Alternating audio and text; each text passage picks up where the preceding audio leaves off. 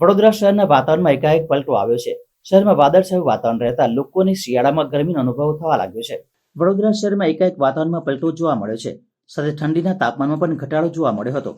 આજે મહત્તમ તાપમાન 28.4 ડિગ્રી અને લઘુત્તમ તાપમાન 17.4 ડિગ્રી નોંધાયું હતું, જ્યારે ભેજનું પ્રમાણ 56% રહ્યું હતું.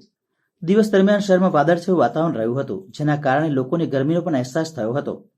હવામાન વિભાગની આગાહી અનુસાર રાજ્યમાં કાતિલ ઠંડી વચ્ચે માવઠાની સંભાવના વ્યક્ત કરવામાં આવી છે. ડિસેમ્બરના છેલ્લા અઠવાડિયામાં કમોસમી વરસાદ પડી શકે છે. આજથી 28 ડિસેમ્બર વચ્ચે અનેક વિસ્તારોમાં માવઠાની શક્યતા છે. મોટાભાગના જિલ્લાઓમાં ભારે પવન સાથે ઝરમર વરસાદની સંભાવના વ્યક્ત કરવામાં આવી છે. હવામાન નિષ્ણાતે કમોસમી વરસાદની મોટી આગાહી કરી છે. કાતિલ ઠંડી વચ્ચે માવઠાની આગાહી આગામી દિવસોમાં કમોસમી વરસાદ પડી શકે છે.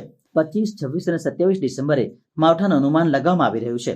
તો રાજ્યના કેટલાક ભાગોમાં વાદળછાયું વાતાવરણ રહી શકે છે.